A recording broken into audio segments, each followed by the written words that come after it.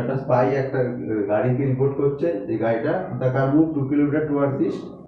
তারপরে perpendicular left turn নিল 500 metre গেল, পারপেন্ডিকুলার রাইট টার্ন নিল 4 কিলোমিটার গেল। তাহলে ফাইন্ড দ্য ডিসপ্লেসমেন্ট, সরণ কত হয়েছে, সরণটা কত, মানে স্টার্টিং আগে একটা ছবি আঁকি, ইস্টে গেল, তো এটা হচ্ছে ইস্ট,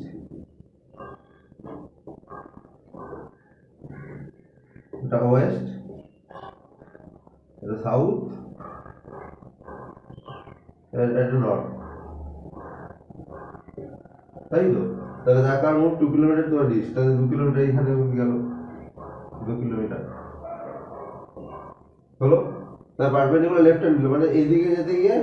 লেফট হ্যান্ড নিল, মানে উপর দিকে উঠলো এইদিকে, তাহলে এইদিকে কত উঠলো 500 মিটার, মানে 0.5 কিলোমিটার।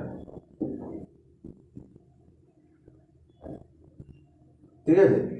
স্কেলে নেই কিন্তু এটা, আমি যে এটা মাপ করে আগে, এটা 2 কিলোমিটার হলে এটা 0.5 কিলোমিটার হলো, মাপ করে আগে। তারপরে এরকম ভাবে গেল, তারপরে আবার একটা রাইট টার্ন মারলো এইদিকে, মানে আবার ইস্টের দিকে গেল, এইভাবে আসছিল, এই গেল বাদিকে গেল, তারপর আবার ডান দিকে ঘুরলো, ডান দিকে মানে এইদিকে 4 কিলোমিটার। তাহলে এখানে গিয়ে থামলো,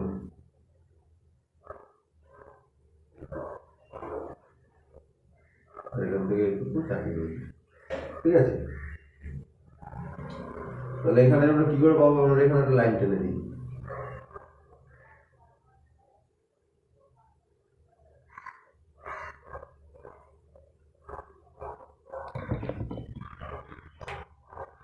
তার মানে এখান থেকে আমাকে এই অবধি একটা ডিস্টেন্স খুঁজে বের করতে হবে। তো আমি এখানে লাইনটা একটু বড় করে দিই, এখানে পারপেন্ডিকুলার রাখি,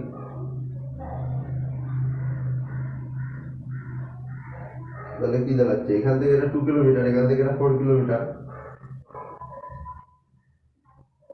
4 কিলোমিটার হচ্ছে না, এই 4 কিলোমিটার এখানে নেমে আসছে,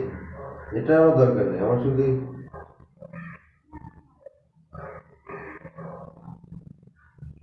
হ্যাঁ এটাও তাহলে 0.5 কিলোমিটার,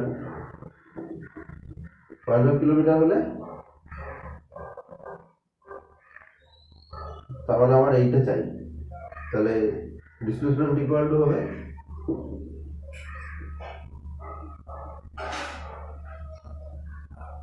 এই দাগটা, এই দাগটা মানে কি,